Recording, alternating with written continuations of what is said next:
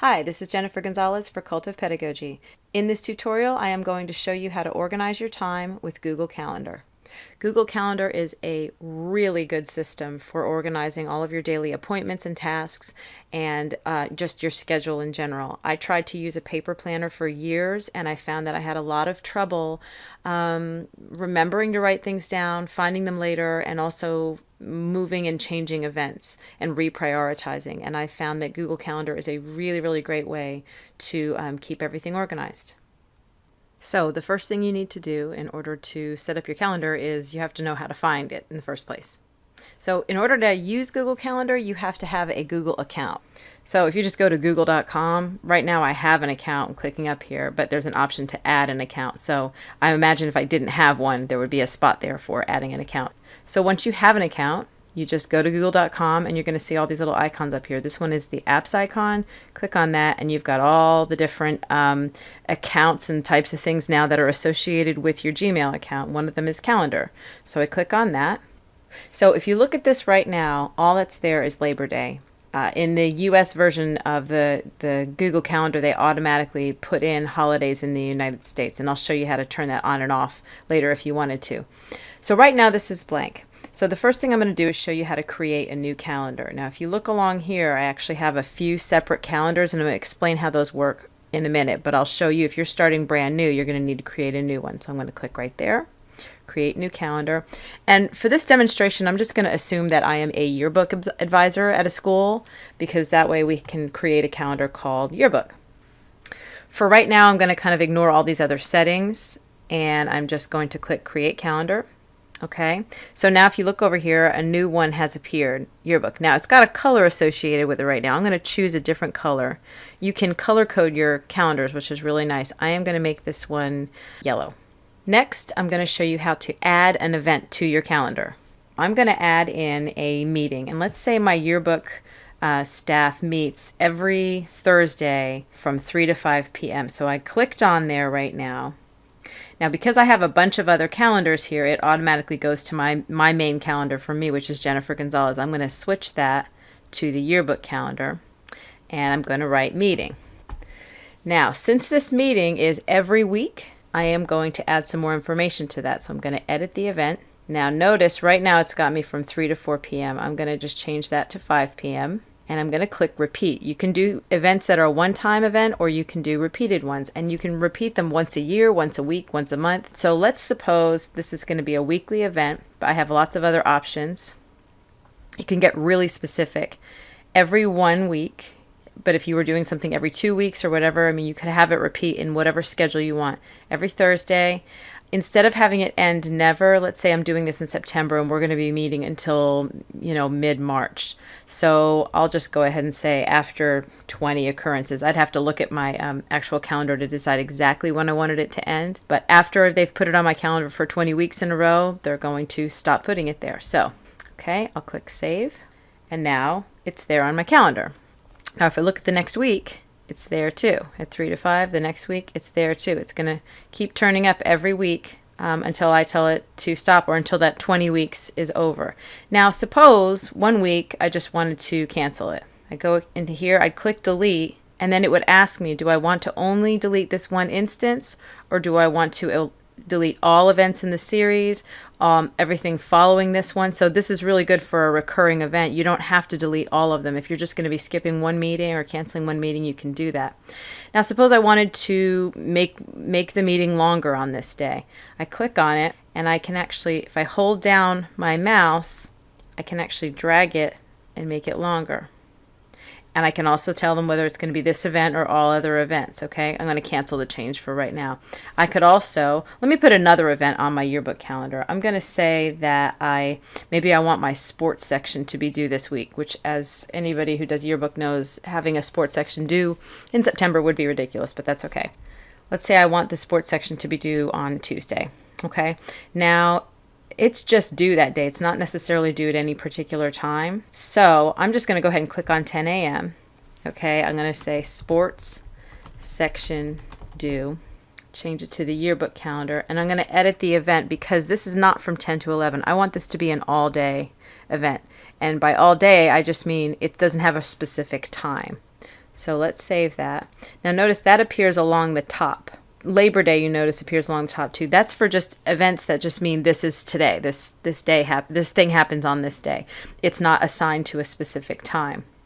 So both of these things are color coded as yellow. Now this one is kind of outlined in yellow, but it's not really a solid yellow. Let's put one more event on the yearbook calendar. Let's say I have to meet with a vendor. Meet with vendor.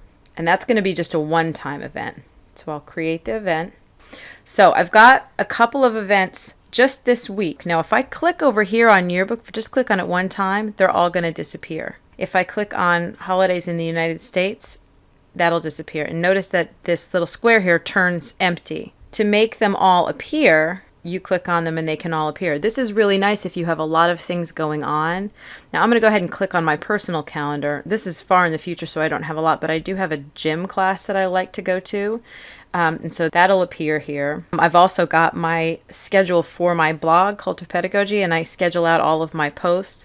So suppose I wanted to add a new post. I'll just write new post.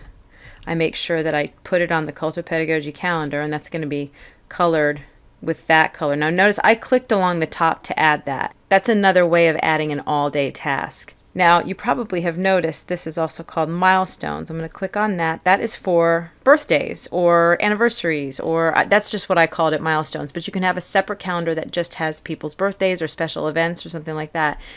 Basically, this is how it works. You add events, you can have them repeat, you can have them color-coded to different calendars. Let me go ahead and add another event to the Cult of Pedagogy. Let's say I have a Skype call with somebody, and this is something I'm doing for my website. Let me add that, and that's from 12 to 1. Now, let's say it gets canceled or postponed. We can't do it. I can just click on this and drag it, and I can move it to another day. Now, if the schedule starts to get really full and I only want to look at things for my website and nothing else, I can kind of hide the yearbook stuff. I can hide my personal stuff so that I'm only looking at things for the website. Okay, so now I'm going to show you how to add a task. Let's suppose you just want to keep your to-do list on here. This isn't something that's assigned to a specific day necessarily. This is just something you want to make sure that you get to. Let's say I want to drop off some clothes at Goodwill. I can actually click anywhere, but let's say I'm going to do that on Thursday. I'm going to click here. Okay, I will write Goodwill drop. Now, right now, it's chosen to be an event. If I click on task, that's going to become a task instead.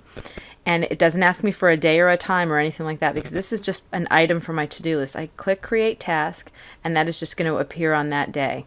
It's also going to appear over here. I think I've got that woken up over there, and I don't necessarily have to have that, but I can look at that. Right now, tasks are hidden. If I click on that, it appears here and over here. If I don't get to this on this day, I can move it the same way that I would move an event. I just click on it, drag it, I can move it over there. Now there are a lot of other views that you can also use to look at your calendar. You can look at a full week like I am now. You can look at a month, which kind of keeps things so that they're not so much colored like they are. You can look at 4 days at a time. This is kind of a nice view for, when you're right in the middle of your week and you just want to see what's up ahead. You can look at just the day. And you can also look at things as an agenda, which kind of puts it just as a list instead. So everybody's going to have their own preference. I've kind of gotten used to this week view. Here is another fantastic feature. Suppose I want to make sure I remember my dad's birthday. Let's go into this, just put edit event. And I can actually send myself an email reminder because Gmail is connected to your Google Calendar. So they can actually send you a reminder through your Gmail. So right down here, it says notifications. I'm going to add a notification, and you can basically choose whether you want a pop-up when you're in the Gmail environment or to have them send you an email. So I can actually have them send me an email, and if it's my dad's birthday, I would rather it be about like 7 days before. Click save, and then it's going to ask if I want only this event to give me a reminder or all events. So I can just have an email reminder sent to me every year. I can also invite other people. Let's suppose I'm going to be having a dinner on a Friday night, and it's going to be at 7 p.m. and maybe it's going to be let's just write dinner party. And I'll put this in my own sort of personal calendar. I'm going to edit the event, and I am going to make it nice and late. And I can also add guests. I can enter email addresses for anybody that I want to invite through here, add them, and they'll get an email invitation basically to this event. And then I'll get a notification of whether or not they've accepted it or not. If they also have Google Calendar, that'll be added to their Google Calendar. And if I make changes to it, it'll make changes on their calendar too. If I wanted to share, let's say I'm on Yearbook with a bunch of other people, I can share this calendar with other people. I would make this calendar completely public, and I could just give the link to everybody, all the parents involved, anybody who's interested. And I would just have to keep in mind that anybody who wanted to look at that calendar could look at it. Or I could list specific people who are allowed to have access to it. Now, the really nice thing about this calendar that I love, apart from being able to move things around and share it with people and look at different things at different times, is the fact that I also have my Gmail account loaded up onto my phone. This is a screenshot of someone else's phone, but it basically gives you an idea of what it looks like. You can look at your calendar in a lot of different ways. You can look at it on the year, the month, the week, the day. You can even look at a list of tasks. And anything that you add on your computer version of the calendar, it will populate here, and vice versa. If I am out and I get information about a meeting that I have to attend, I can enter it into the calendar on my phone. And when I sit down at my desk later, that item is on my calendar on my regular desktop computer. So that makes it really, really convenient. I hope this information has been helpful. Thanks for watching, and have a great day.